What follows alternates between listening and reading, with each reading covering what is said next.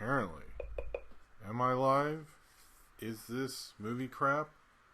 Or am I talking? To the people watching later, what does this look like? Huh?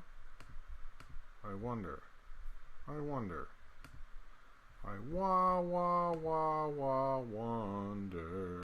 I'm live. Okay. Oh, there I am. You can hear me. I mean, you can hear me if you're watching. Let's send out the tweet. Sorry, I do that. I like to, Twitter's my girl. I got to do this right when it goes out. You know what I'm saying? Anyway. Is this real life, James? Thanks, Ryan. All right. Okay. Let me get all situated. We can just look at my beautiful picture done by Earl Holloway.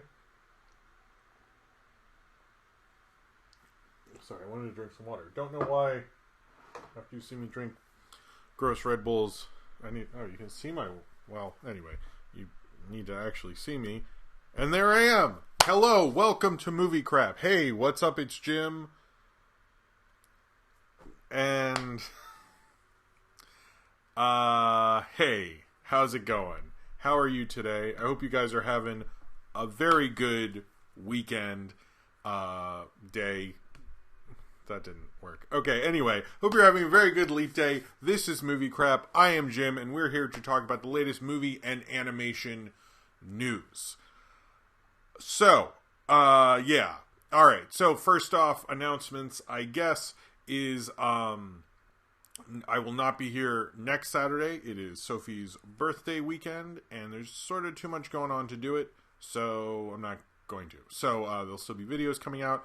But so next week I won't be here. The week after that on Saturday I will be back. So let's deal with that. The guy for Dark Force.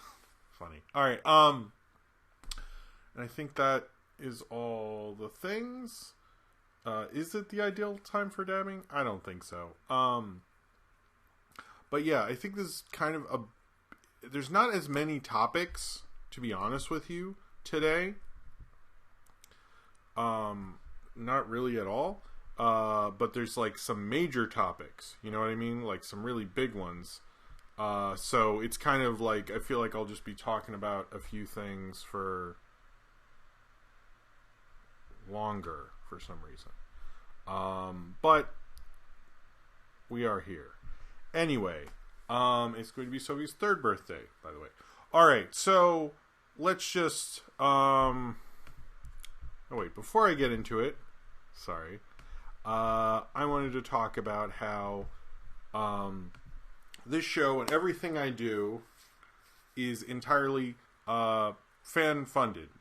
Entirely for the most part, funded by viewers like you. And I very much appreciate it. If you're financially able to do so and you want to do so, then please... I'm sorry. If you financially are able to do so and want to do so, it is very much appreciated to help me continue making videos, continue doing streams, and making all the content I do. If you do a live stream during the show, obviously I will read it out. If you cannot financially afford to do so, or just watching or liking the show, I'm appreciative of that in itself. And yeah, I think I said that all right. So anyway, sorry, I'm getting hit with like a lot of messages and stuff all of a sudden at once. I'm trying to turn it all off, which is distracting. But anyway, I want to thank everyone who gives a super chat, who is a patron. Thank you very much. I'm also just trying to do a Patreon exclusive video once a week now. That's a new thing I'm really trying to do. This week it will be the movie review vote winners. I have the movie review vote out. Came out this week. Worst movies of the year as well. And yes. Okay. Anyway. Alright, so computer. It is taken a minute to get a thing I need, but I think anyway. Well, let's talk about while I'm looking for something. This is embarrassing. So It was revealed this week that before Pixar's Onward, there is going to be, and this is for real, a Simpsons short called called A Playdate with Destiny, starring Maggie. And that was kind of surprising because the Simpsons have never obviously had a short before a Disney film. Obviously they were bought by Disney, and now they're a Disney property and they're on Disney Plus. And I think it kind of bothered everyone because there's been a lot of Pixar shorts on Disney Plus and on streaming and been nominated for Oscars and so forth.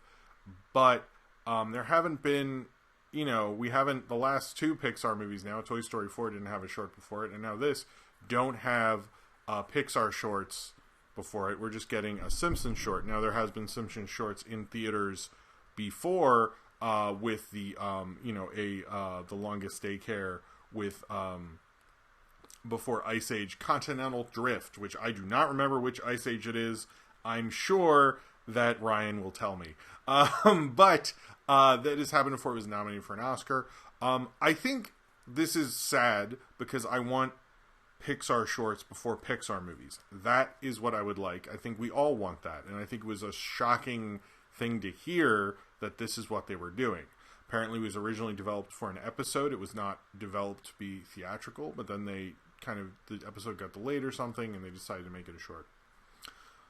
I think this calls them like Disney's sort of a total, Ice Age 4. It is in a total kind of clusterfuck because they have way too many properties. I was just at the Disney store today for Sophie's birthday to get her a present. And in that, they don't know fully what to do with everything.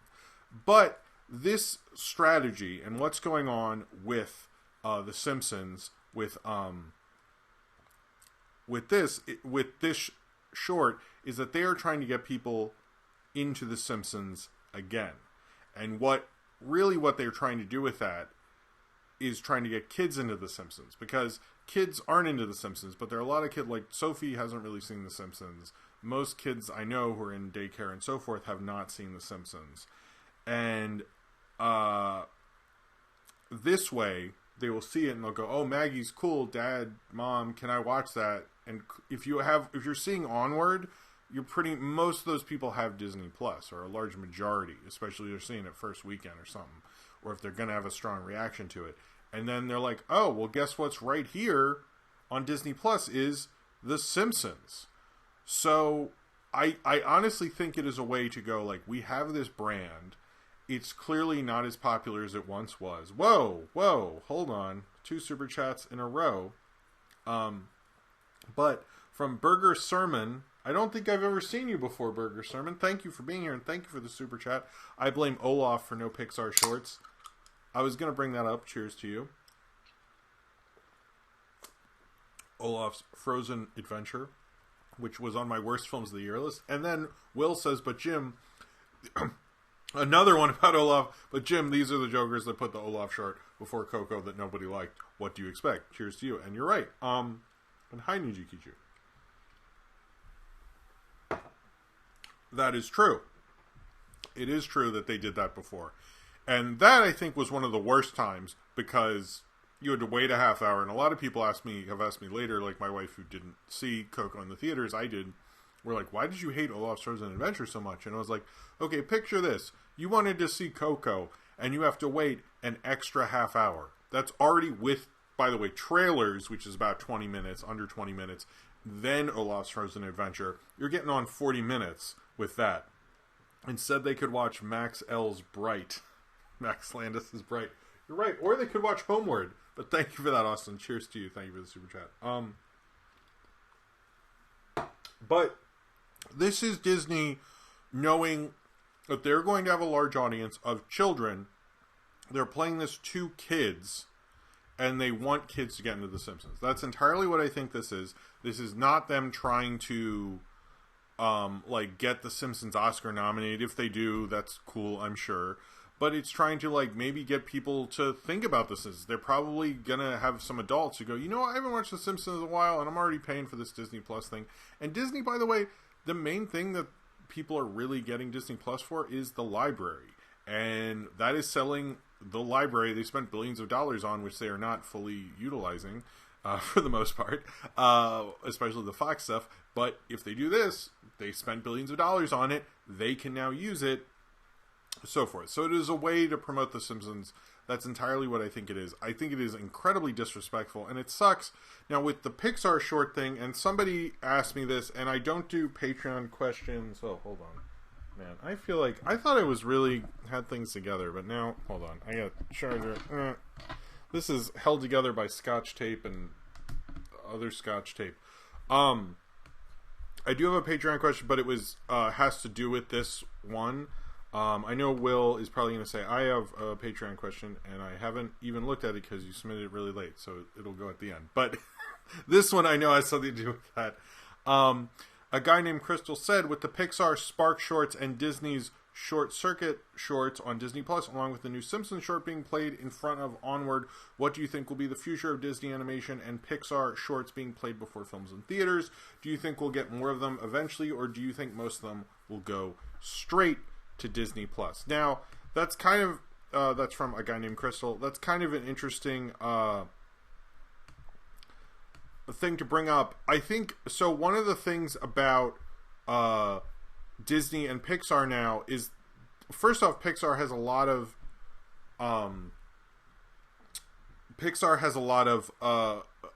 short programs in their company. I think I talked about previously. I think it was last year. At the Oscars, that they had a short nominated that they did not really produce. It was just produced under their company. So if like you work for Pixar, Zane Powers with the super chat. We're going to be talking a lot about Disney. This is like the Disney podcast this week. But Zane Powers said, is Disney going downhill? Going to have another 2000s? They're in an interesting place. I will say that currently, and especially after this week. But cheers to you. Thank you for the support, Zane Powers. And thank you for the Discord, which you should all go join. It's in the description of this video, and all my videos started last stream. You should join. It's been a really cool time. And I'm actually going to say when some of these stories I got officially from the Discord.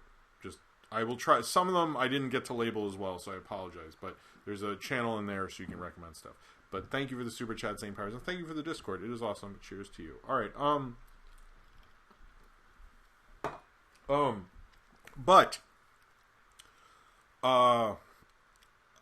So basically Pixar has a lot of programs to make shorts.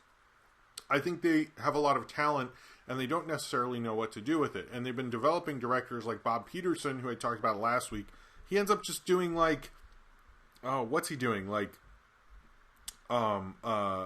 Forky asks a question. You know, they don't really know what to do with all these people. They don't have enough projects, so they're letting them do whatever shorts they want, and they'll just put them on Disney Plus. That seems to be what's been going on.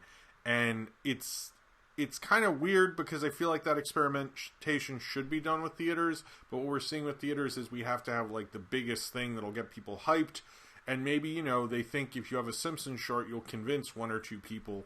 I don't really think it's really going to change that many minds in that regard, but they're developing more shorts, but unfortunately the future really is going to be more streaming and so forth. But I do think, and how we should really look at this in a positive way, is that there's going to be, these companies are making more shorts than they ever have since like the golden age of Hollywood, you know, when that was Disney's main business. So I think what we're going to see is more shorts, but there's not much publicity around them. I probably should have just picked a couple I wanted to talk about and review them this week, because I don't actually have a segment this week. I sort of do at the end, but it's like a different thing. But there's a lot of them, and there's like not enough coverage on them, and it's hard to cover them, and they don't really promote them well enough. So I think that's what's going to happen. I think that's what's going to happen really with the shorts, is they're going to become sort of a company way to deal with all this creative talent and kind of give them an outlet, but not necessarily utilize them as well as they should. Moving on from The Simpsons, thank you for a guy named Crystal for that Patreon question. It was a good one. The other thing, and I'm sorry we keep covering this Apu thing. I didn't mean him to be such a big thing on the image, but it was like the only thing that fit that side thing, and I should probably do rebrand anyway, so I don't do that. But anyway, it's Hi Jim. I like that, Honiko. A couple of people have asked about Invisible Man. Before I get into that, I did plan to see it Thursday night, but there was my wife was working late and I couldn't have gone basically that night. I am going to see it this week. The review of it will be out this week. I do really want to see Invisible Man. It was not worst of the year kind of. Anyway, the worst of the year came out when it did because there was no other way. I couldn't see Invisible Man that day. So it was like, that's how that happened, basically, if you're wondering. But I will see Invisible Man. I really want to see it, so don't worry. But don't say anything. Don't tell me if he becomes visible or stays invisible. I don't want to know anything. Is Elizabeth Moss in it? Don't tell me. How many of you have... by the way, how many of you have actually seen the original Invisible Man? If you haven't, you really should. Just saying. Anyway, so Hank Azaria is officially now saying he is not going to do Apu anymore. I kind of at first thought like, oh, this is big news because he's announcing it. And then I thought about it. And then I went like, but they say this like every week. And it's like, here's my biggest problem with this. And I said this on Pizza Party. I've said this on here. I wish they would directly deal with this thing. And they don't. And I'm not exactly sure why they don't directly deal with it. Like, they could so easily just have an episode directly dealing with this controversy. And it seems like their way of doing that is just to be like, yo, we're not doing this anymore. They admit that the invisible... I almost said it right because I saw someone write Invisible Man 2, stay invisible. They admit that this is an issue, and they admit that Peter Sellers, I think in a Peter Sellers movie, that impression is based on him. But I just don't think... I just don't think they should really be talking about it anymore unless they're going to deal with it or come up with some sort of answer. Because right now their answer is like, we're just not going to go into it because they're so afraid of getting like canceled. And I'm like, I don't think necessarily that documentary was kind of talking about the pros of it and so forth to a certain degree, looking at it from both sides. But I also don't think that documentary was great, you know. I do understand what it was bringing up, but now it's just like, I feel like every week I'm going like, oh, and this producer says they're going to deal with it, and Frank Azaria is like, he asked not to do it, he's not doing it anymore. That's the deal. Alright, so next is not a Disney story. We're taking a quick Disney break, but then Disney had like the biggest, like crazy earth-shattering stories this week, so it's like hard. So what happened to the Minecraft movie? I feel like this came from Discord, and I forget if it did or not, but and I apologize because anyway, so what happened to the Minecraft movie? So the director of the Minecraft movie, who was going to be Mac from It's Always Sunny, he had been developing it for like 2 years, and there was a kind of a change. Rob McElhaney? I'm not good at pronouncing. Oh, hold on, I missed a Niji Kichu there. Fun fact: in Knives Out... Oh, Niji Kichu, you beat me to a story! Smooth. Fun fact, in Knives Out, the killer is the only one not using an iPhone since Apple doesn't want the bad guys using their products due to negativity. Wow. That's... You beat me to a fun fact. That's funny. That's funny. Alright, we'll just talk about that now. Forget the Minecraft. We're talking about this now. Thank you, Niji. That was funny. Cheers to you. Thank you for the fun. That is a good fun fact, but it's crazy. I had that lower in my thing. All right. Cheers to you. Since you brought it up, so the iPhone, Rian Johnson revealed in the interview that, that's so funny. Sorry. That Apple would not let him use an iPhone for who the killer of Knives Out was. Spoilers if you've seen Knives Out, I guess. But the interesting thing about this is, first off, there is kind of a motif in Knives Out with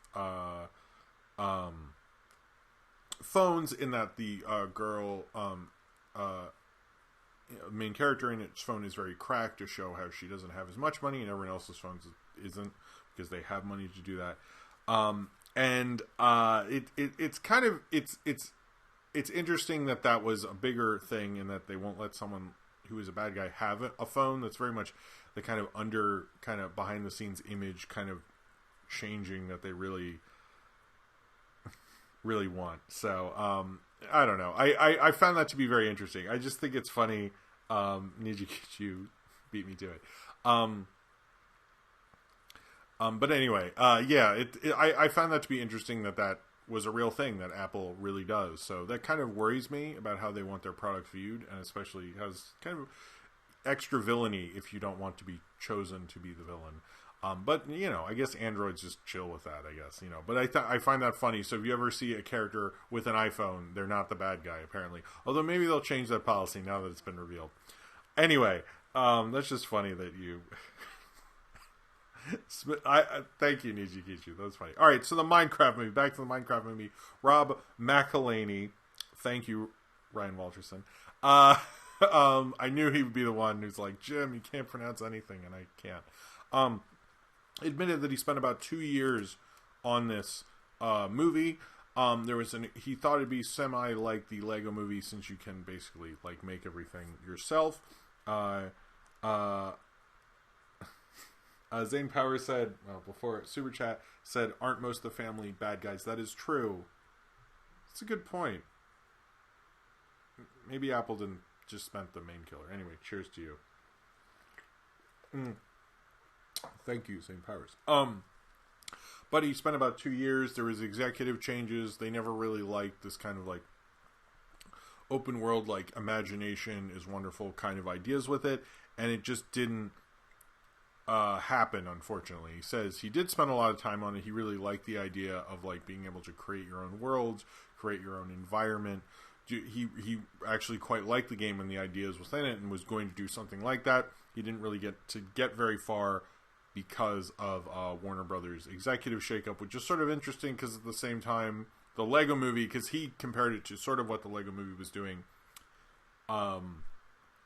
It's interesting that the Lego movie deal with Warner's fell apart, and this fell apart, and it doesn't feel like they want that kind of like open like imagination thing going on with them anymore, which I think is kind of sad. I thought that was really cool. So I think this could have been a cool movie.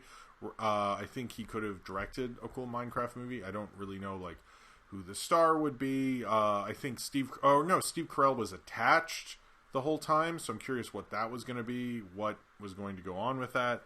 But we'll see. It sounds like nothing's happening with it, but oh well, unfortunately. All right, so this for real was the biggest news entertainment story of the week. And it is a major Disney one because that's all you can talk about in entertainment news right now. But it is sort of a major one. So Bob Iger announced, I believe it was Tuesday, that he is stepping down from CEO and going to be the executive head of the board. And Bob Chapek, who was in charge of the theme parks, will be the new CEO of Disney. Many people thought the guy who runs Disney Plus would be the new head of Disney. But he was not, and they went with Bob Chapek. This is a controversial choice to many because of how he runs the theme parks, and I totally believe someone in the chat will go like, fuck that guy, he ruined the parks. I know nothing about the theme parks because I've never been to any of them. But I think this is... Disney's in a very weird place. Iger basically wanted to keep his legacy to, I bought Fox, I made Disney Plus, the Disney Plus launch went better than they expected. The Fox buyout, I don't think really has been integrated that well, and I would not call it a success at this time. I would call it a success because they bought it and the check cashed, but other than that, they really didn't. So, Bob Chapek is kind of a very safe choice. He is going to be under Iger. Iger's still like the head person, basically can pick what he wants to do. Chapek is more in charge of the day-to-day sort of things. Iger is still his boss and sort of dealing with the overall company idea, and then when his contract ends in 2021, he will officially be gone. Now, he idea, get Bob Loblaw and his law blog from Austin. Cheers to you, that's funny. A lot of Bob's going in this. But Thank you for the super chat, Austin. But yeah, Bob Chapek is a safe choice. And to me, it sounds like Disney is going one of two ways. One, it is going in the exact same direction it's been going in. It's going to have a lot of properties. It's going to make a lot of money. But I don't think Chapek is the kind of guy who is going to kind of figure out what Disney needs to be post all these things. I have heard, despite there's a lot of negativity towards him with the theme parks and how he's lessened the hours, how he's upped the prices. Apparently that has sort of worked out for them. Apparently in some ways it has not. I'm sure a lot of you have more nuanced opinions on that one. However, I have also heard from people who worked in the home video division when he ran that, although he is also responsible for the Disney Vault idea apparently. When DVD started, he was very responsible for all those amazing special features we liked. Or at least I liked. And I think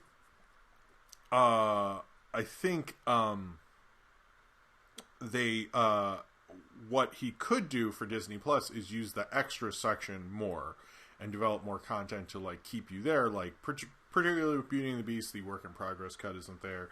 There's not as many special features as like he developed, so he might want to actually get those working. But at the same, there's a lot of Bobs going on in the chat. This is like Bob's your uncle in there. Has anyone done that one? I don't know. But I could see him ruining the company, like making it crappier, or I could see him moving it forwards. But from what I've read about him, he's not someone who's, one, the Fox problem is an issue for them.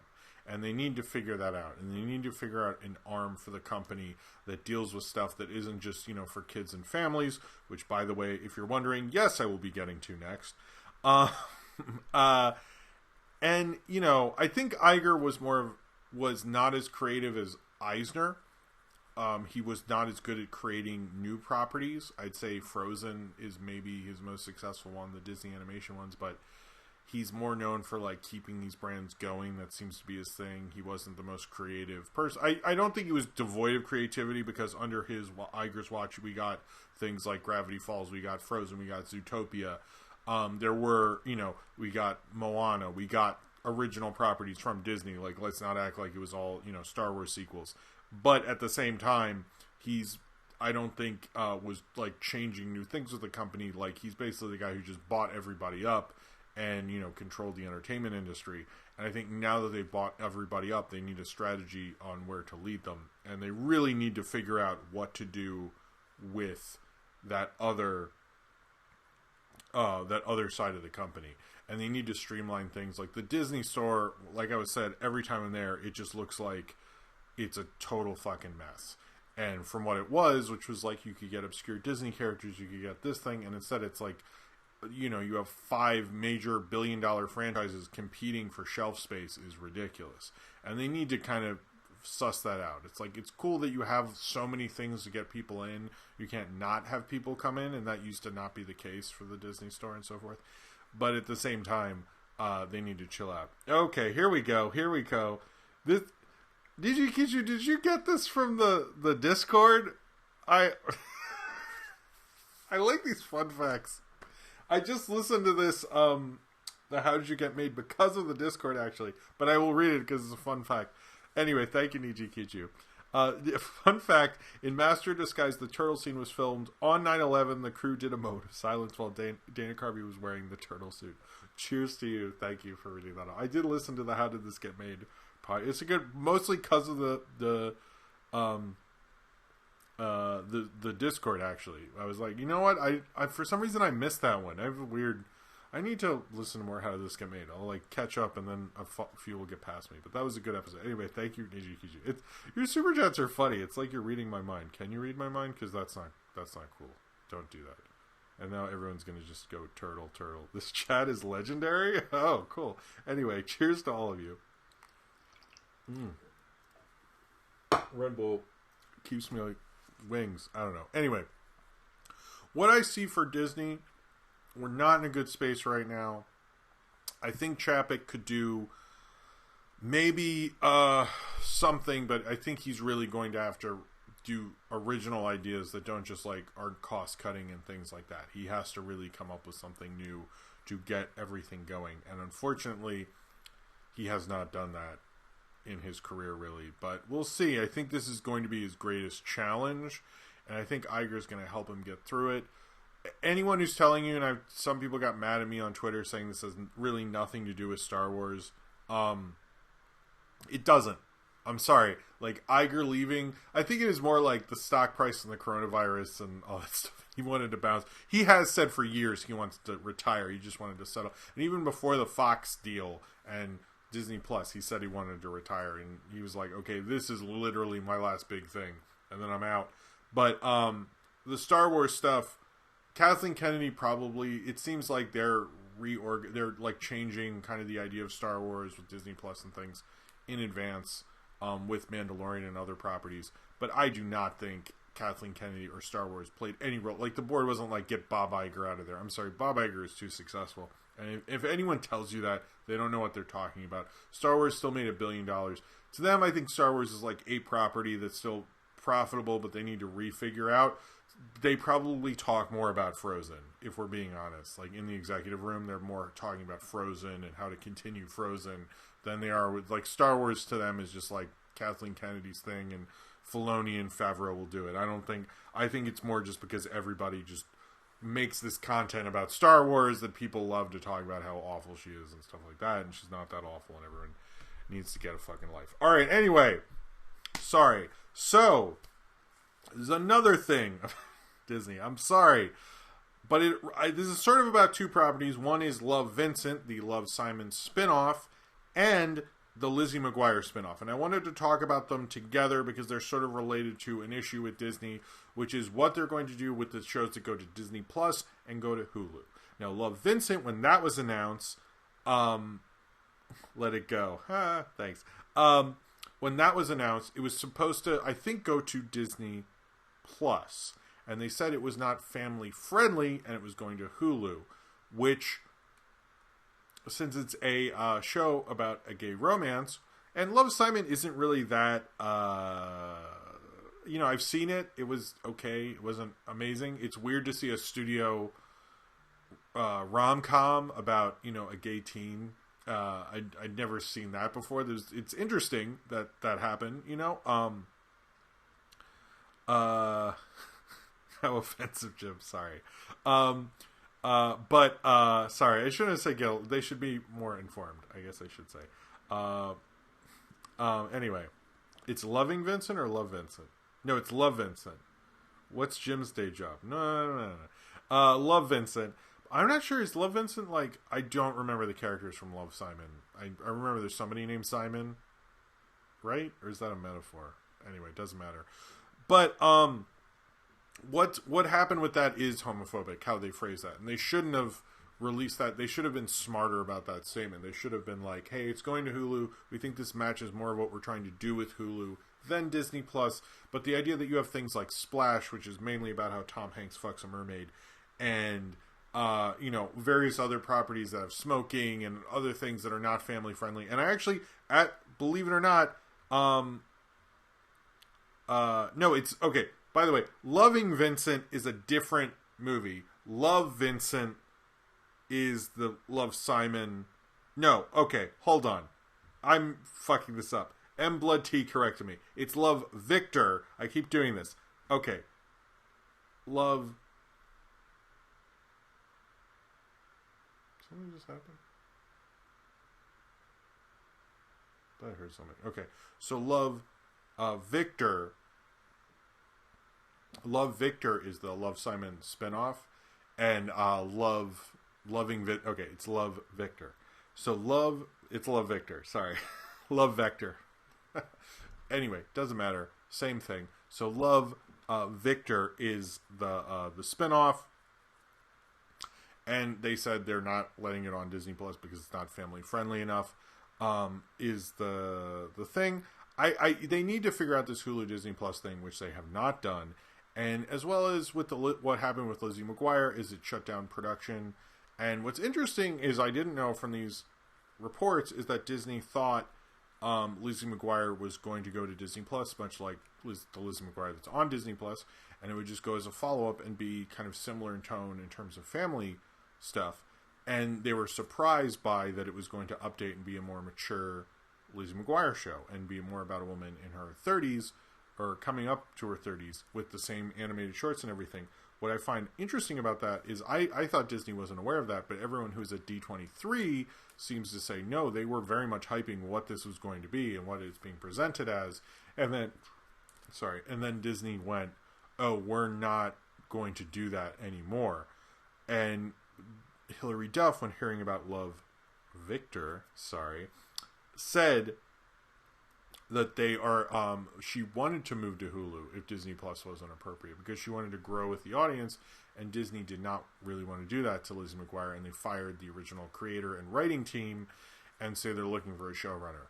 I don't think I want to see a show about someone in their 30s that's for families. Like, that seems very odd, and I don't see how that would work. I hope they figure that out, frankly. I think they should. But it should be on Hulu. But I think Disney needs to figure out what they're doing with Hulu because it just doesn't seem like they have a strategy there. There's other problems with Disney Plus, frankly. But I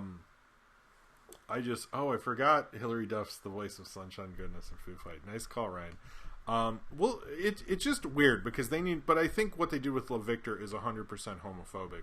They didn't handle it in the best way. And the fact that they're saying that's not family friendly is because they were nervous. And it's not very... I don't remember Love, Simon having that much weirdness in it. And what's going on with Lizzie McGuire is a similar thing where, like, if they really don't want it on Disney Plus and they want it to be this family-friendly thing, they need to clear the lines. But anyway, sorry, when I was at the Disney store, what I was saying is... when I was at the Disney store, they actually said on the loudspeaker, like, oh, this song is from Dumbo, and Dumbo, which is on Disney Plus. Some scenes in Dumbo are not appropriate for all children and all this stuff. And I was like, and I was thinking about the Love Victor, thank you, thing, and it was kind of like, well, how did they get, like, it's okay to bring up Dumbo in that way, but Love Victor isn't, and, like, that's actually offensive, having crows talk about Jim Crow, but having two gay high school kids in love is, like, not family. It's just, like, if you want Hulu to be cooler and hipper, just say, like, we moved it, they should have released a statement and been, like, nice, like, just been like, look, we understand how this looks, but we're trying to rebrand Hulu. We think it'll be a better fit for that and not really for Disney Plus, and we just decided we're not going to do that. It has nothing to do with the homosexual content. We apologize for offending anyone. In that case, we just felt that it was a better fit for Hulu and that kind of content in terms of romances that are appealing to people over the age of whatever will go on Hulu and not Disney Plus. This has nothing to do with the company feeling it's not family friendly. If they had done that, but they chose not to, so whatever. All right, so man, let me take a break from Disney, and then we'll come back. This was from the Discord. There's going to be a Batman animated series comic about both Azrael in the Batman animated series universe and Jason Todd.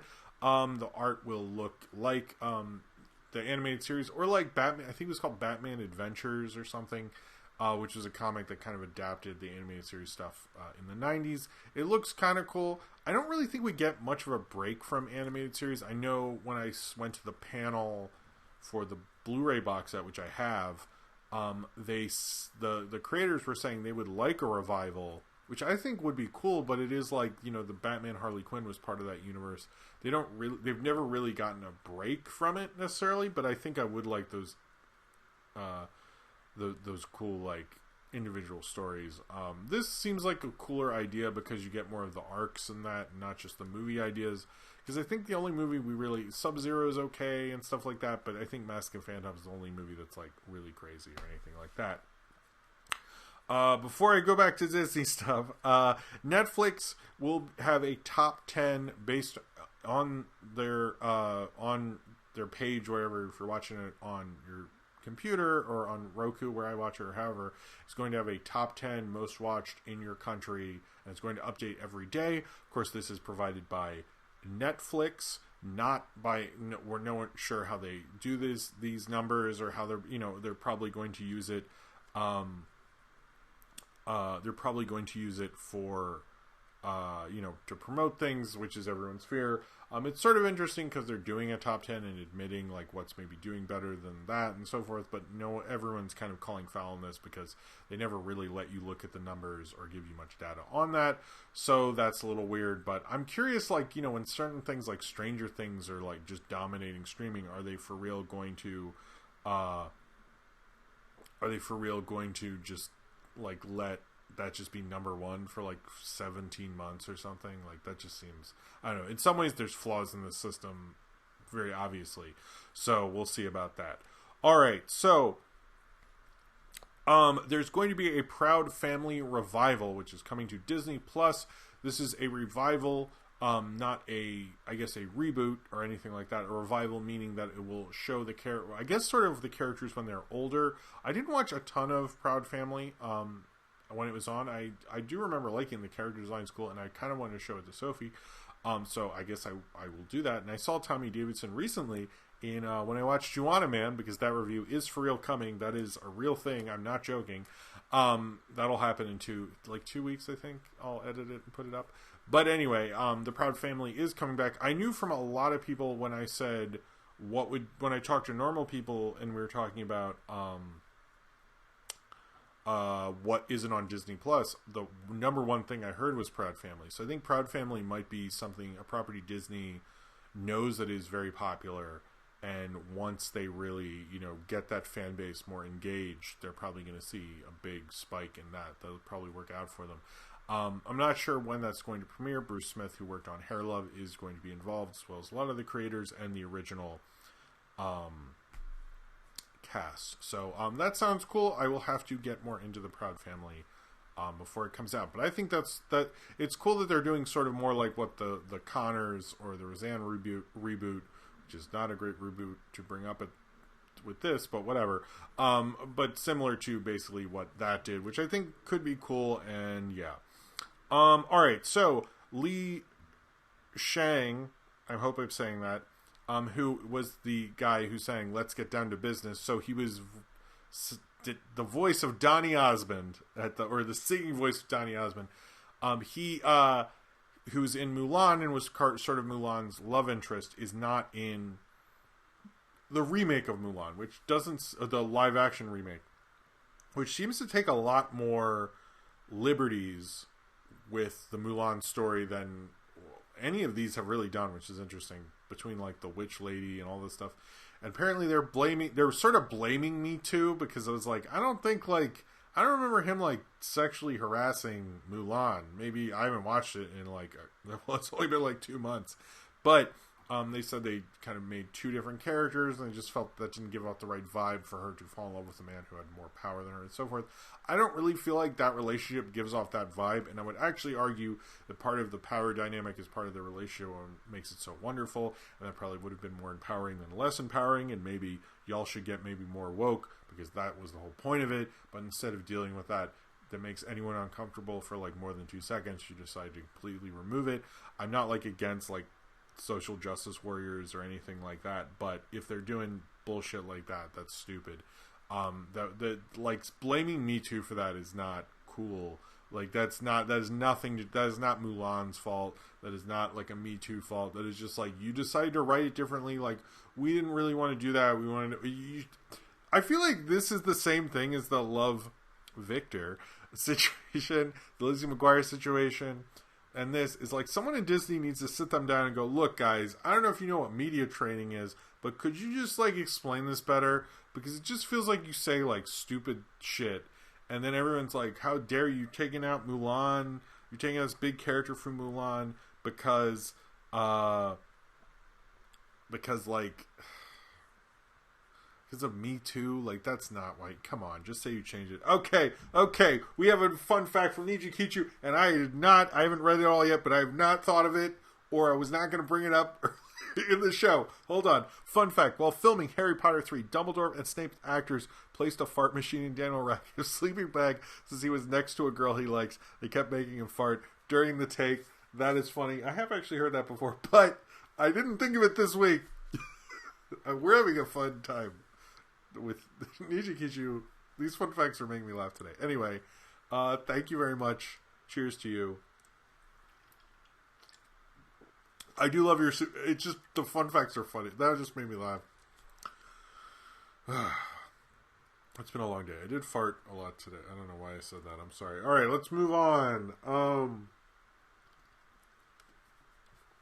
Okay. Man, just like a lot of me... There's a lot of things with a lot of issues today. But yeah, the Mulan thing is dumb. Also heard Christina Aguilera is going to re-record Reflections, which was a song I heard a lot in 9th grade, because that is how old I am.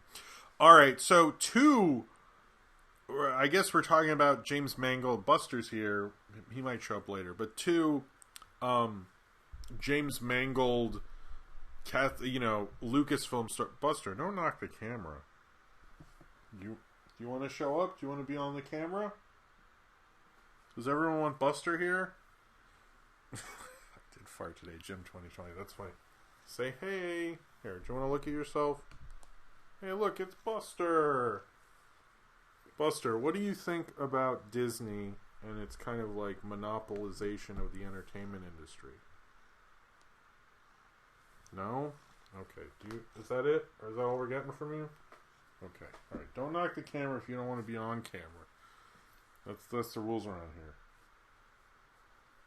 Good boy. Good boy.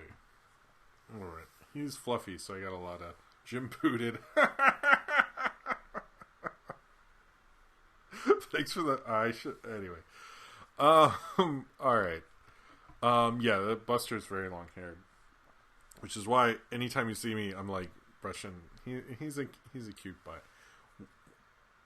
Oh, when can you see the other cats? Toulouse is very shy, and Olive, I think they're hanging out in the other room. Anyway, you all fart too. Thank you, Jordan Bushard. Yeah, Buster really likes being on the show, I've noticed. Alright, Buster. Alright, so, James Mangold. So, we've heard about Indiana Jones 5. I feel like I have little updates like, oh, we're definitely going to shoot on this date. It's definitely going to start. It's definitely happening, and Spielberg's going to direct it. Until this week, when we found out that Spielberg is not going to be directing it. He's walking away, and they have not officially, James Mangold has not officially signed on, but he is, I guess, Spielberg's choice to do Indiana Jones 5. Now, this is a big deal because basically this is the only franchise Spielberg did all of the sequels to. The only other non-Indiana Jones sequel he really did was Jurassic Park: The Lost World, unless I'm forgetting something.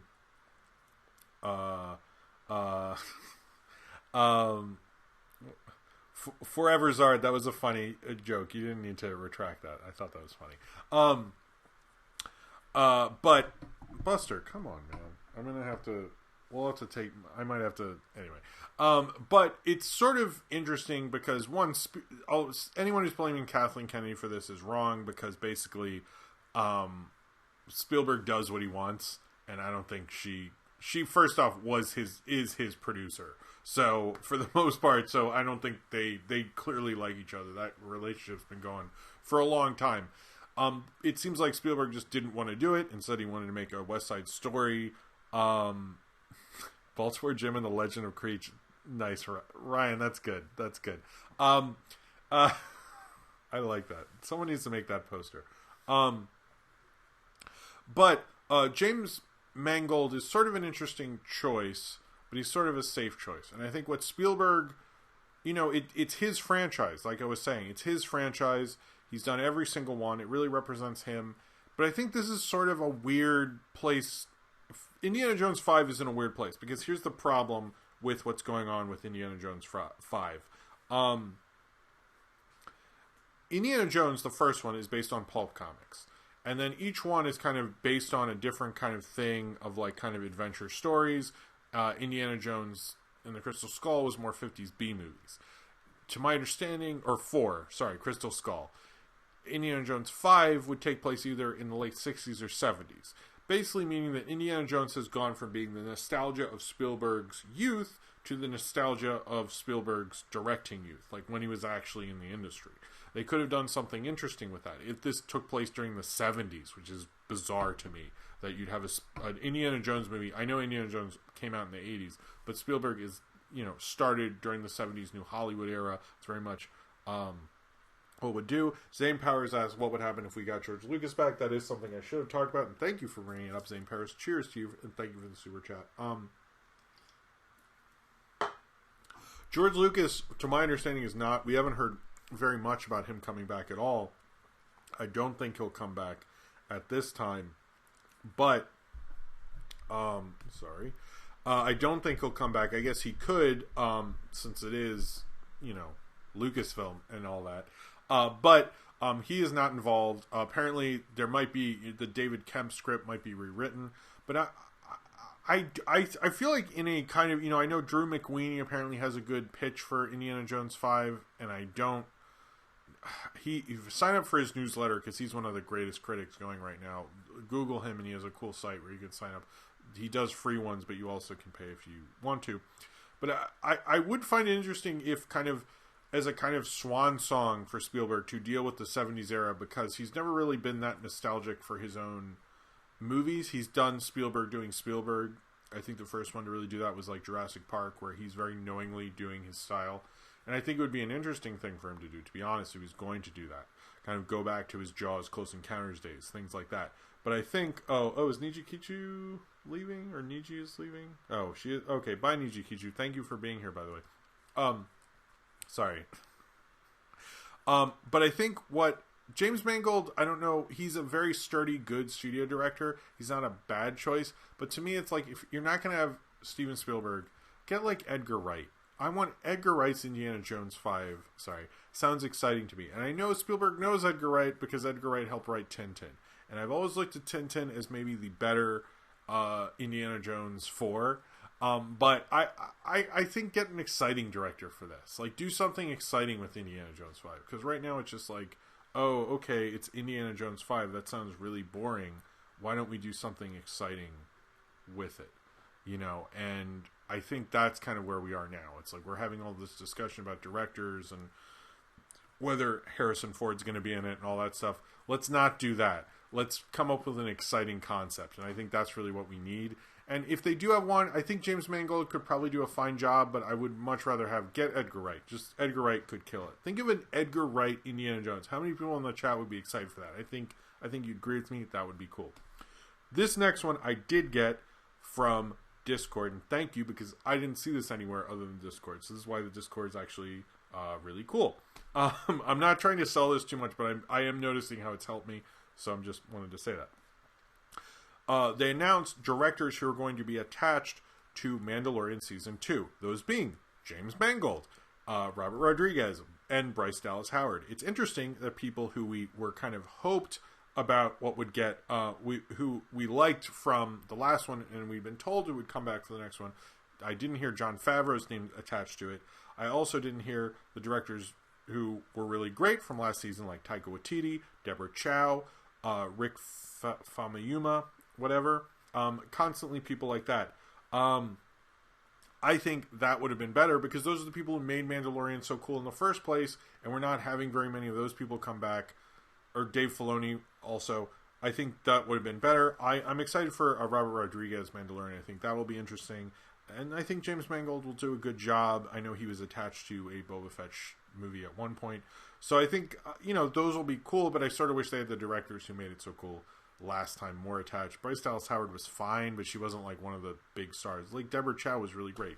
Why isn't Deborah Chow? I guess she's busy with Obi-Wan. So there's a good reason for that. Never mind. But everybody else, where are they? Anyway, Will, this is a good suggestion, by the way, Will. Thank you. Is Get Joe Cornish or something could use the work. You're right, and I should actually get my review of a Kid in King Arthur's Court. Is that it? That was a good movie, by the way. That was in my honorable mention. Spoilers. If you're a patron, you can watch those from my top 10 list. Anyway. Cheers to you. It is a really good movie. I'm not just doing that to plug. I'm endorsing the Kid in King Arthur's... No, the kid who would be king. I'm sorry, the Kid Who Would Be King. Great movie. He previously did Attack the Block. I love Attack the Block. Cheers to you, Will. Thank you. Alright. So, man, this is like a lot of ranting, so I apologize. But there's like a lot of big news this week, so it kind of worked out. I was worried this would be a short show, and it's not working out that way. Star Wars High Republic was announced. This is the kind of thing they've been developing. Apparently, they've developed. A lot of people criticize them, and I agree to a certain point that Star Wars: The High Republic was developed more than like the movies were really, but it's more of kind of a line of like books and comics, and it's going to be with the Jedi for 200 years before even the Phantom Menace. I think it's a cool idea to like kind of like break out. It seems like they're doing more in the cult of Star Wars and less in the forefront mainstream, other than Disney Plus, and I think that would probably be a cool idea. It seems neat to me. I haven't really read anything from it, and I used to read the Star Wars books like a long time ago, and I haven't in a while, so we'll see about that. Rand Sam Film, it is okay. You are cool with me. You don't need to apologize. Any support you guys give me is cool. So, but thank you for, thinking of me at least. But if you have 11 cents, save your 11 cents. Kevin Smith, there's a Kevin Smith documentary, that was announced. It seems like there's potentially a Kevin Smith revival kind of, coming up. I noticed that the Jane Silent Bob reboot is going to be on Amazon Prime later this month. I actually would like to review that because I have a lot of nostalgia for that period. He was kind of a director I got into when I started getting into film, so I would like to go more into that. But I'm curious about this documentary. It was just kind of a poster announcement that they're doing it kind of thing. I hadn't heard about them doing that. A lot of people bring up, did they do that with Old Republic or just Bruce Parker from what I've seen? You're right. But yeah. But this is a different one, I guess. I don't know. Jurassic World 3 is going to be called Jurassic World Domination. They announced the title. That is a title. Cool.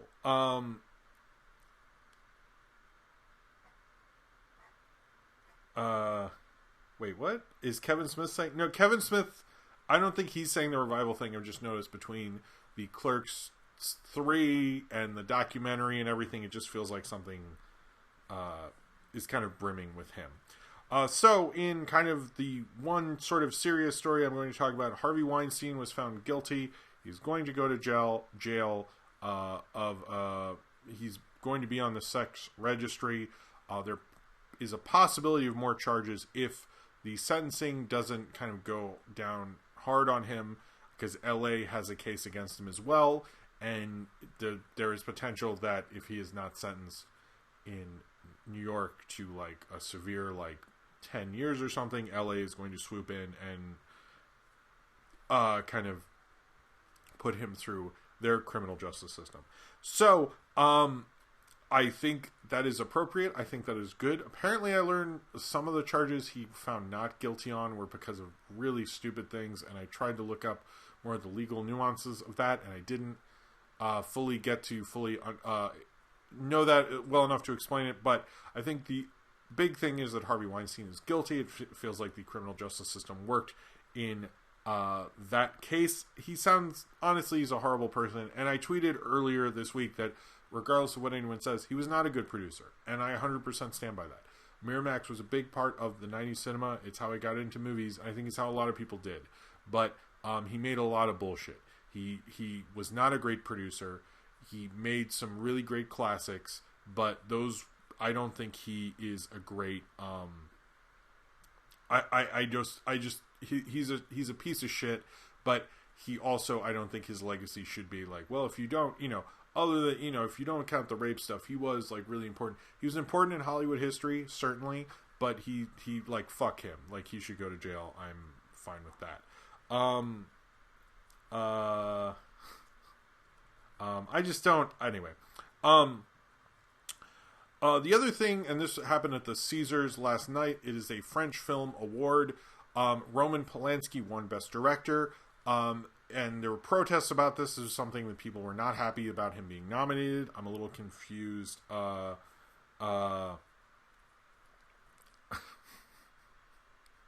like that Nathan Lane quote. The Caesars were announced, and when Roman Polanski won Best Director, the star of Portrait of a Lady on Fire, got up and walked out. She apparently has a director had raped her in her teens, supposedly, and this was public knowledge. I'm not 100% sure on that, so don't quote me on that element of it. But she objected to Roman Polanski winning Best Director, as she should. I also think the problem with Roman Polanski, I was surprised he has a movie and Jean Darjean is in it. And it's like the officer and a spy. I was just like, what the fuck is going on? Like, French people are cool with Roman Polanski. Like, I tried to see like a movie he did years ago, and it was like really bad. And I'm just like, Roman Polanski, like, I don't know. It does sound like kind of a thriller, and he is good at that, but I do think like this is a weird year to release a movie, especially with people talking about him with Once Upon a Time in Hollywood and everything like that. I was like, I would not do that if I was him. And you know, I do think French cinema has this thing of talking about auteurs and not really embracing new voices. And Portrait of a Lady on Fire is a new exciting voice that the film community is talking about a lot. And bringing up Roman Polanski again, like, I don't really, is that film really that crazy? Like, I didn't even heard about it until this controversy, whereas Portrait of a Lady on Fire is starting all these discussions. So Ryan, you always surprise me. I like that. Roman Polanski, more like bitch fuck you.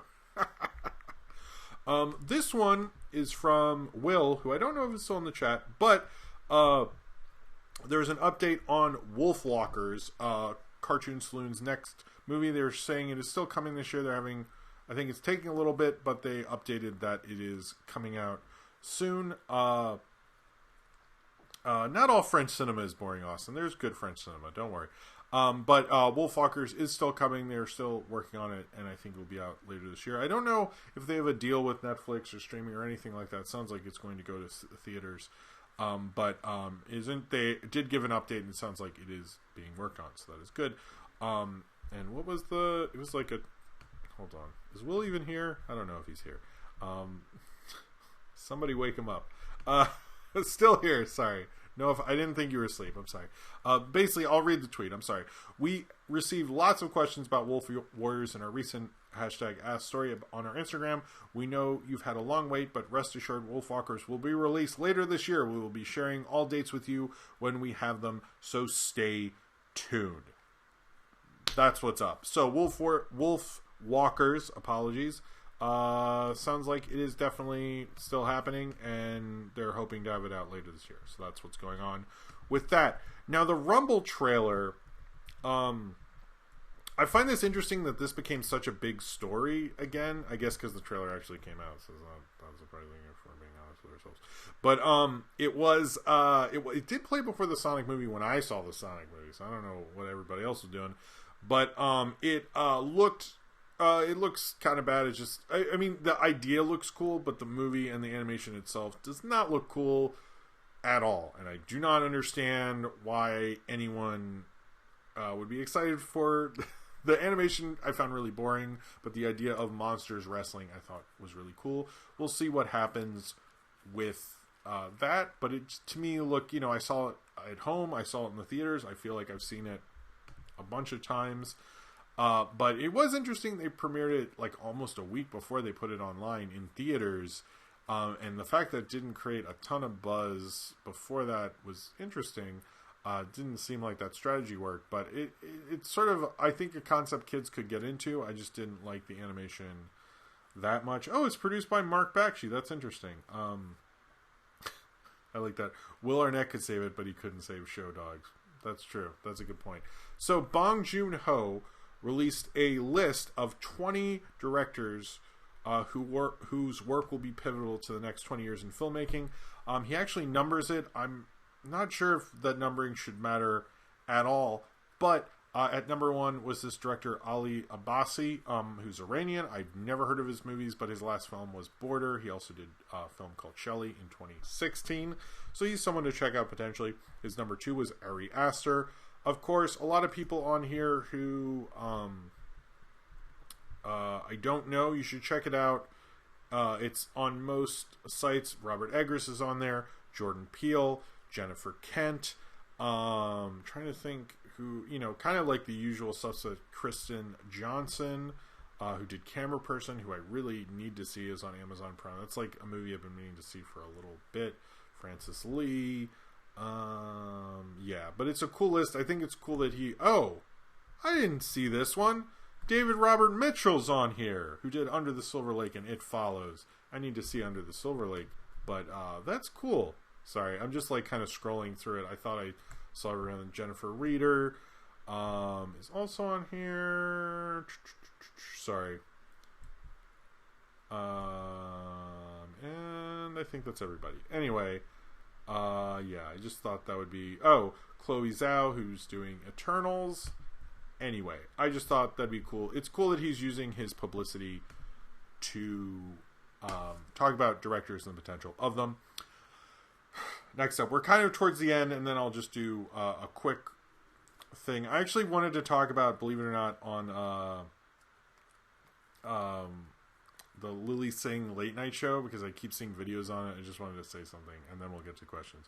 There'll just a few more stories and all that. And my Red Bull's almost done. I have another one. I've heard Under the Silver Lake is great. I know it's on Amazon Prime too.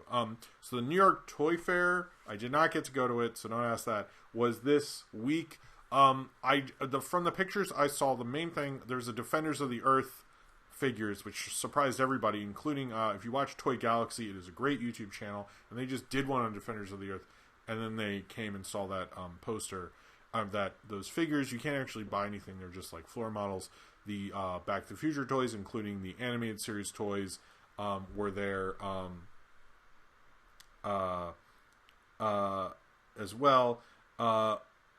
Okay. Well, Will's bringing up Don't Forget Slowburn. Thank you for the super chat, Will. Okay. The trailer looked cool, but I couldn't tell. It's in a foreign language, so that I was kind of waiting for a subbed one. But it did look cool, the trailer for Slowburn. I actually saw someone watching the trailer on the subway, so it looks interesting, but I have no clue what's going on in a lot of it, so that's kind of why. Anyway, cheers to you anyway. Apologies. But Defenders of the Earth figures look cool. The Back to the Future figures, which were both of the animated series, which is kind of obscure, and as well as well as the movie. They had some Jaws figures, which I would really like to have, to be honest with you. And the Toka and Razor, you should Google that. They look amazing from Turtles, too. Alright, so,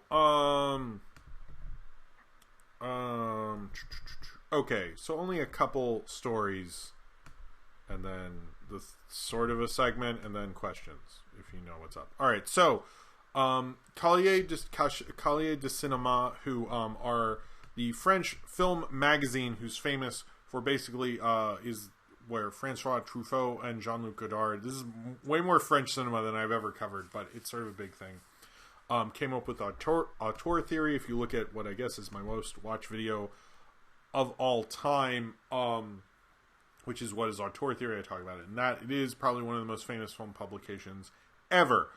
But here's the thing: is they were bought out recently by a kind of company that they are babies. I don't know what that is, but cheers to you, Austin. I'm killed. They are babies. Okay, I have another Red Bull.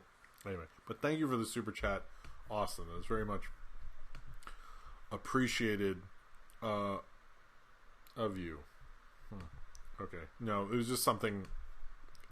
That is a great video. Thank you, Jordan.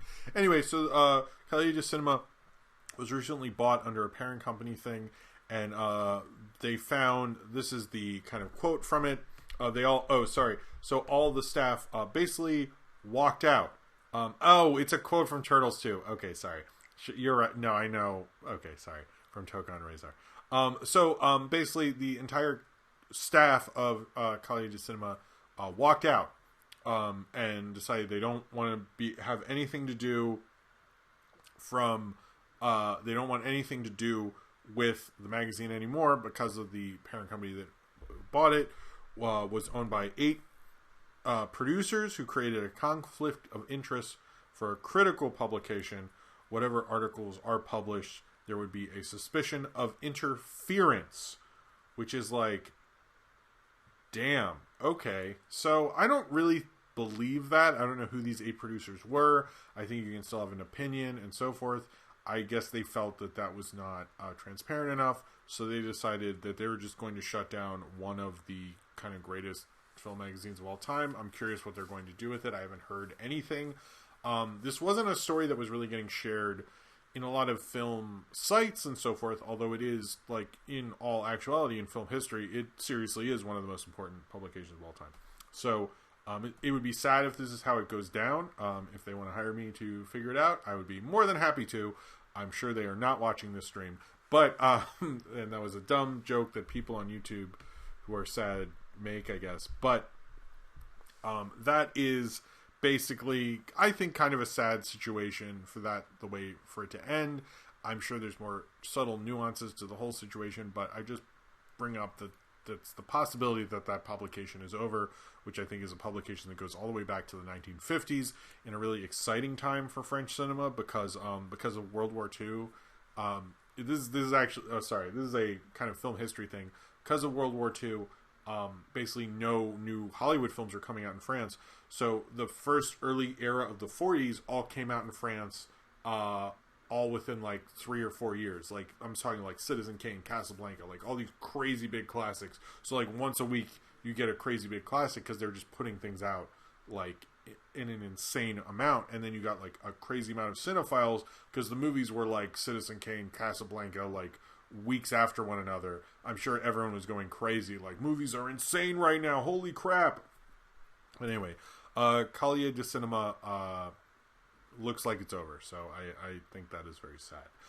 The Tales from the Loop trailer, which Will did provide me with, looks really cool. The first episode is going to be directed by Mark Romanek. It seems like Amazon Prime has more interesting sci-fi between that and the show that the creator of BoJack Horseman did, whose name I forget, and someone in the chat will remind me of. But it looks cool, and the fact that we're getting something directed by Mark Romanek, I think, is a good thing. Then there was, oh man, I didn't write down the name right. Hold on. Of that, but there was a the Eddie, which is a show presented by Damien Chazelle. It's kind of about, I guess it's about like jazz or something, is going to be on Netflix.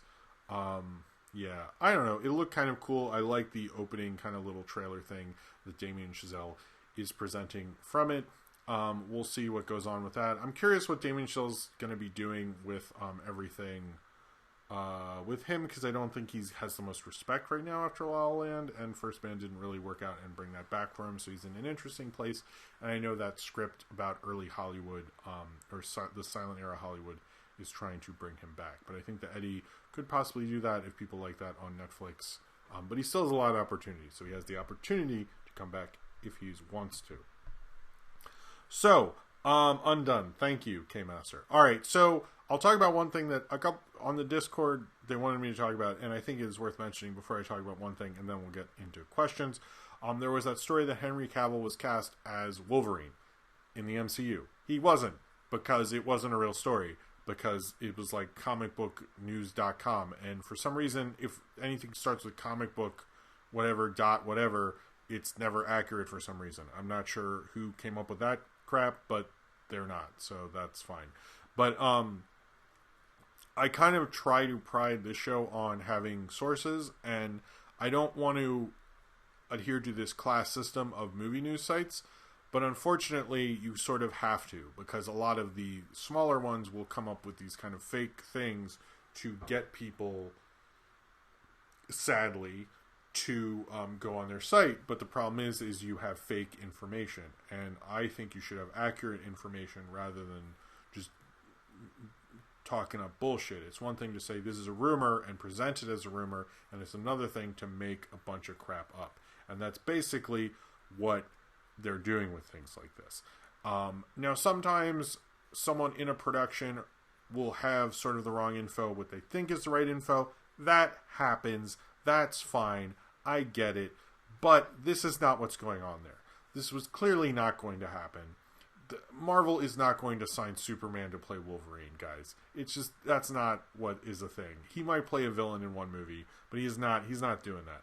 So I just, and the whole thing with this casting of Wolverine, because I've seen a couple things about that, is that there's no X-Men movie on the MCU's schedule. So, like, why even cast anyone right now? It's not happening for, like, 3 or 4 years or something like that. So, like, just don't believe anything with X-Men stuff. To my understanding, Fantastic Four was going to come first anyway. But again, that's not even a thing. No one's even sure right now what's going on with either of those projects. There is no information. There's nothing going on with that at all. So, I would just say try to see if Variety or Hollywood Reporter or Deadline, if they are reporting on it as well. I would say it's real. I do not want to say trust in these big companies on their news sites, but the thing is, they have journalistic integrity. I'm sorry, they sort of do, and it's very rare when they fuck up. Whereas all these other sites, they do it a lot because they don't, and that's sad. That's unfortunate. I try not to do that. If I have said something in error, I think I've corrected myself, but that is something I present.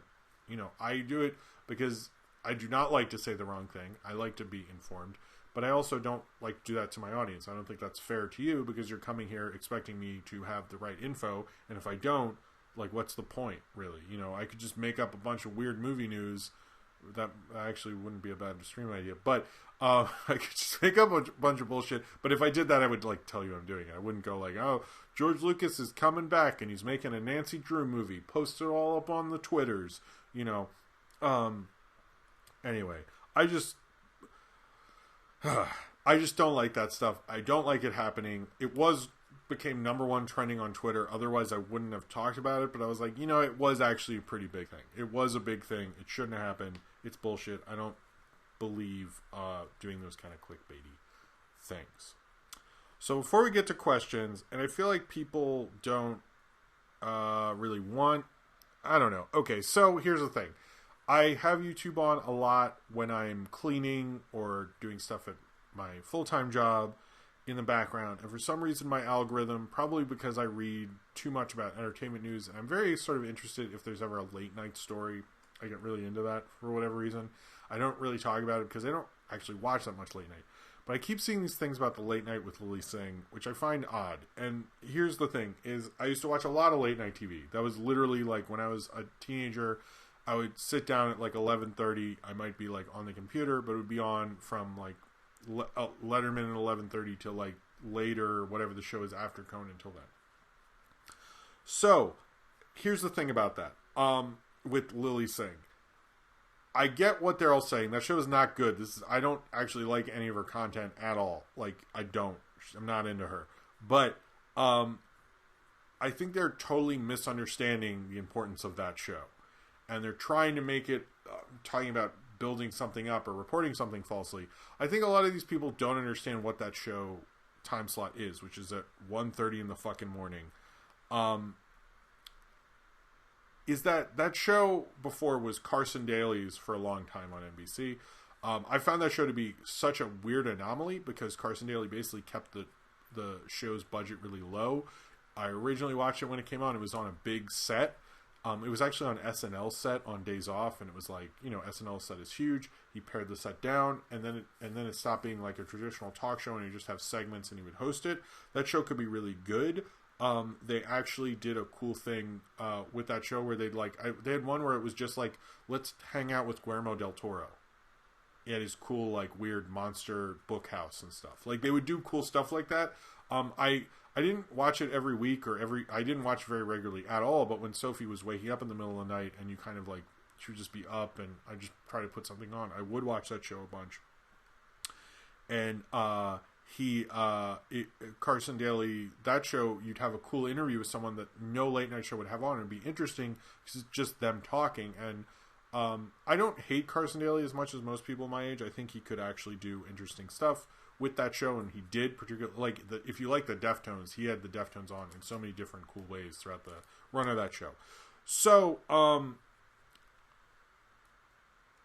before he had the show, the show post what would be Conan's show or what is now Seth Meyers' show, it wasn't very good.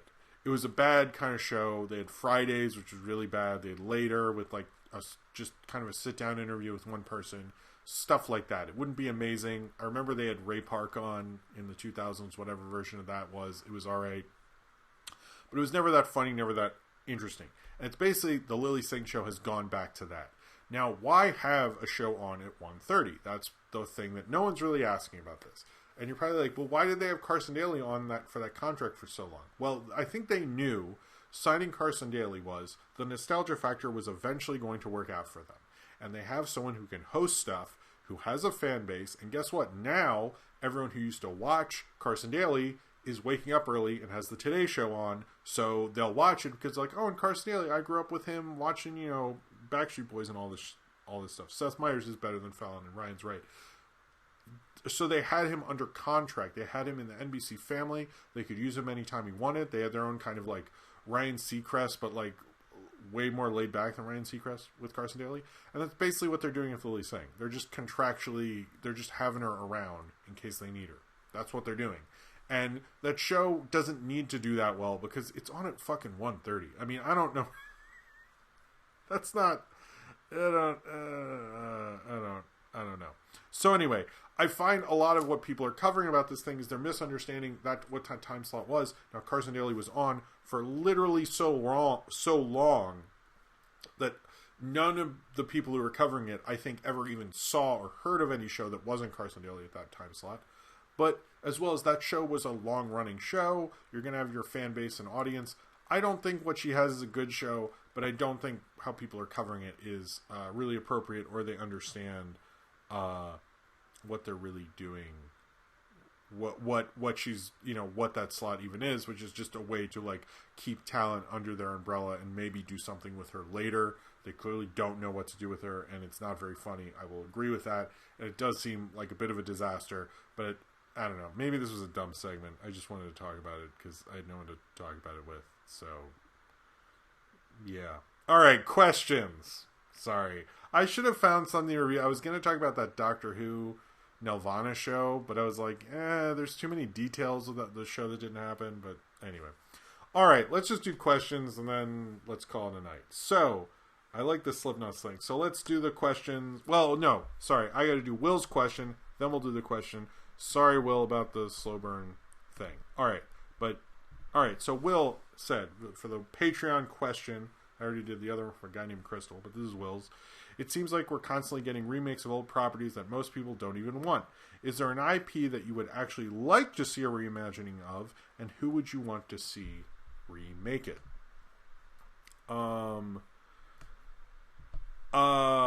Okay. That's interesting, Will.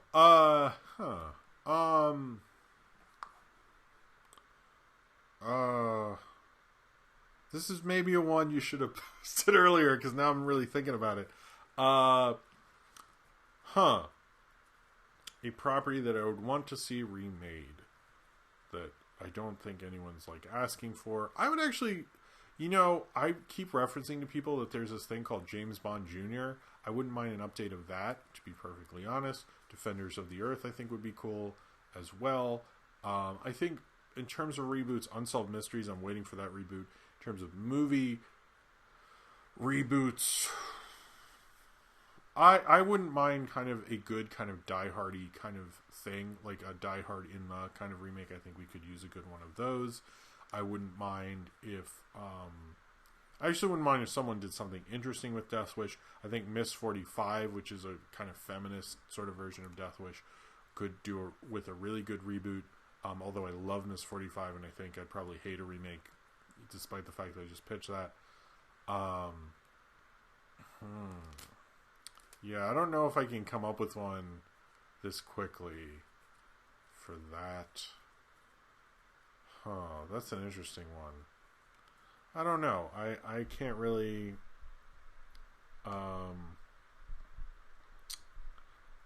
think of anything right now. I guess I would remake the Nostalgia Critic with someone good.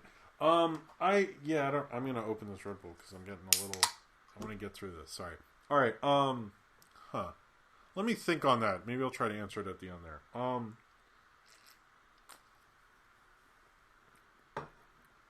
All right. Anyway, question from Zyth the Pest. What did you think of the Amazing Stories trailer? I was actually impressed that they got the tone of the original showdown. Go to the head of the class from the original is classic television. I've seen Head of the Class. I wasn't as into Amazing Stories as most people. I did watch it later when it was on sci-fi, when it was just sci-fi, not the weird spelling they have of it. I did think they have, it looked alright. I forget what I said about it. It's been like a little bit, and there's been so many things since then. But it did look a little promising, but I wasn't like totally blown away, and I'm not fully as into Amazing Stories. So I am curious. I'll put it that way. So whatever, look back on whichever. I think it was last week's where I talked about that. I'm sorry, Zyke the Pest. That's the lame answer.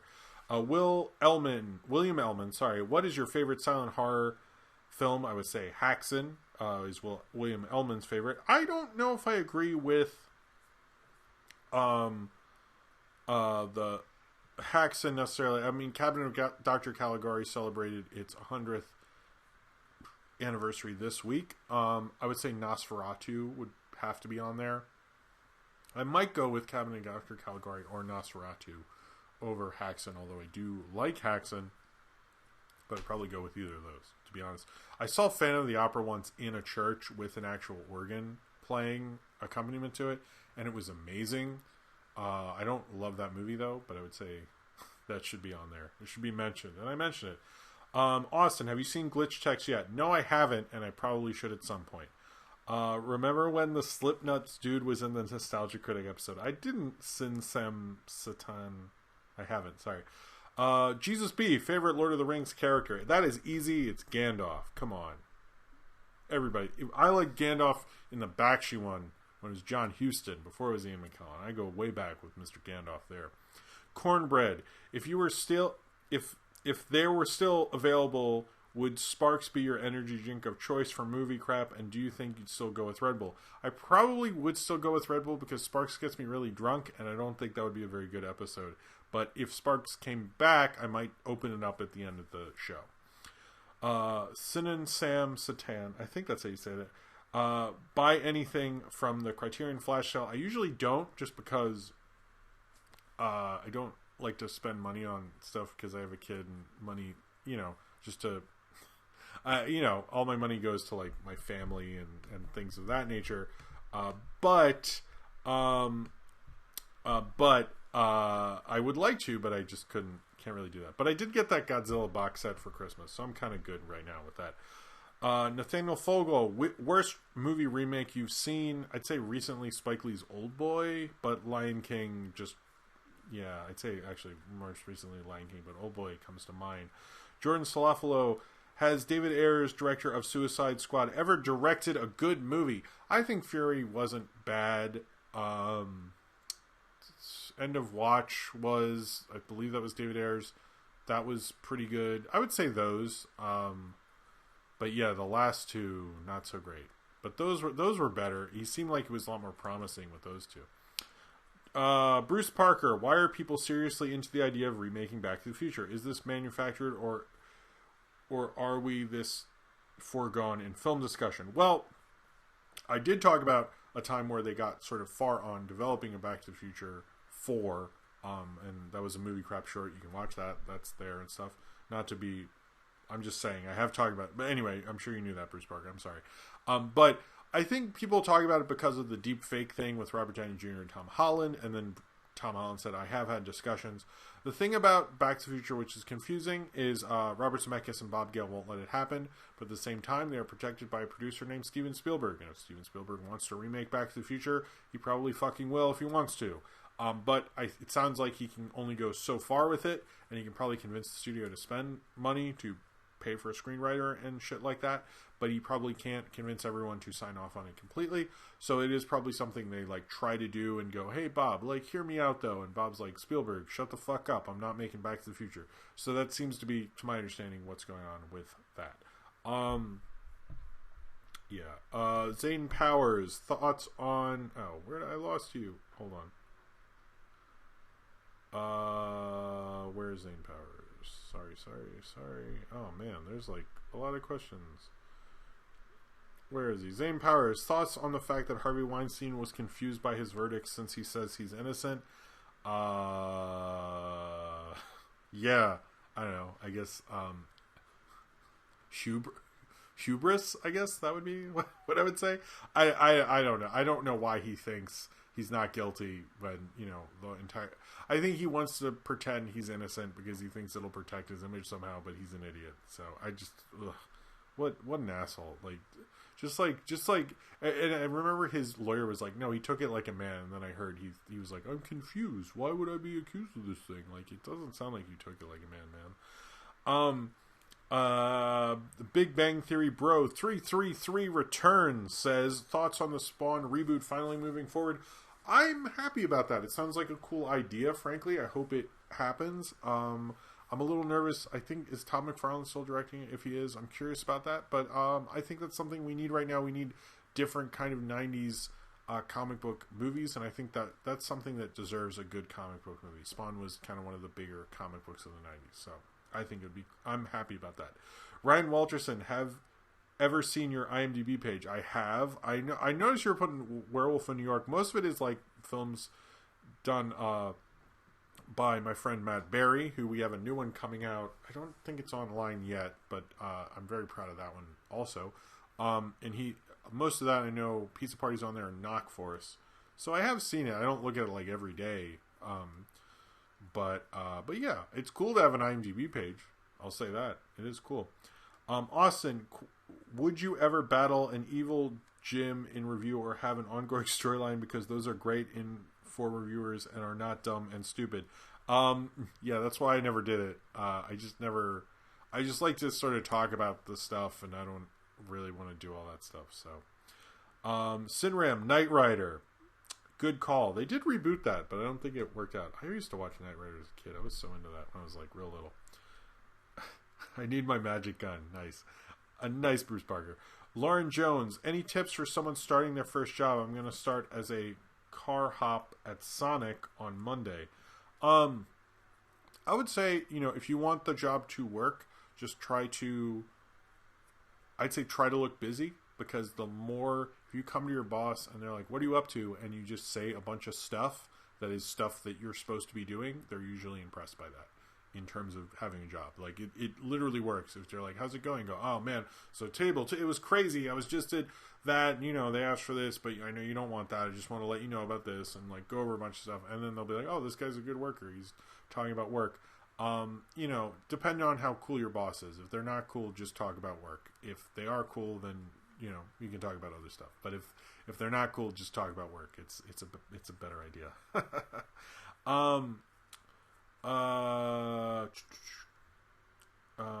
Sorry, where were we? Okay, Zane Powers. What classic cartoon character has been done the most dirty? Probably Woody Woodpecker. We need some good Woody Woodpecker. Bring that shit back, or Felix the Cat, or things like Oswald. Oswald was, but Oswald's back, so hopefully I'm excited for those Oswald cartoons. He's finally getting some justice. Ace the Wind Rider. If you could make a horror musical, who would be the monster or antagonist, and would it be a rock musical or more West Side Story? This isn't really a horror musical, and you reminded me I should have talked about Little Shop of Horrors, so I will right after this question.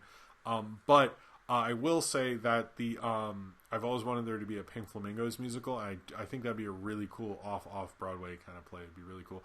I wanted to bring up the Little Shop of Horrors movie. It's Greg Berlanti is doing it, which clearly he asked Warner Brothers to make a musical because he has like a $400 million deal there. Chris Evans wants to be the dentist. His dad plays a dentist. He's doing a really good job in his post-Endgame career. And the leads apparently are going to be Taron Egerton and Scarlett Johansson. So I don't know why I didn't talk about that. Anyway, thank you for reminding me, Ace. And my Flicks Friday buddy, I think. Sorry. Anyway, Jordan Solaflo, how do you think studio movies can better incorporate female characters and people of color into their stories? I think they could just organically make them for people, and organically make those films, something like Queen and Slim, things like that, where they have the, they have the voices and the creative. I think the people writing the stories be women and people of color, and I think that would work out better for them. I think that would be incorporated better if they actually have those voices behind the scenes and writing and things like that, and have more voices. But we need that because we're a much more diverse society, and entertainment's splintered in so many different ways. You should be doing that because you should be appealing to multiple demographics, or this industry is not going to survive. You can't just do white people anymore. That's not going to work. We don't live in that kind of media climate. And so I think it is actually financially more responsible to be making films for all sorts of demographics than just, you know, the few that they have been. What is your favorite Will Smith movie, and why is it Wild Wild West or Not Plausible? It is not Wild Wild West. My favorite would either be Men in Black or maybe Independence Day. Probably Men in Black. Probably Men in Black, but I do like Independence Day. Forever Zard. What are your thoughts on the Transformers War for Cybertron Netflix show trailer? I'm sorry, yeah, I should have talked about that. Oh, hey, Soph, you okay? You surprised me. You okay? Okay, guys, this might be... Sophie woke up. Soph, do you want to say hi? No. Do you want to go back to bed? Yeah? Do you want me to walk you to... Do you have to go to the bathroom? Alright, I think we're getting cut off here. I'm sorry. Sophie surprised me there.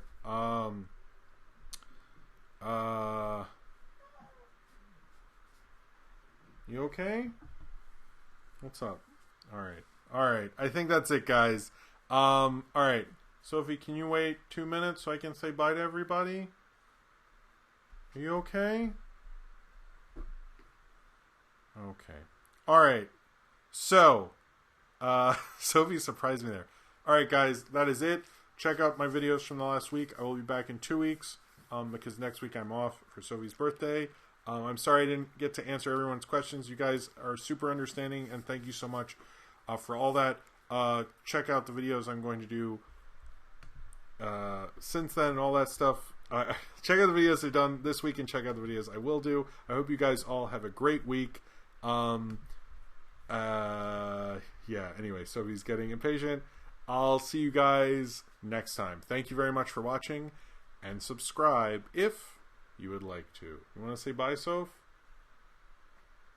Do you want to be on? Do you want to see yourself? Do you want to see yourself? Hold on. Okay, you do want to be on? Okay, hold on. Ugh.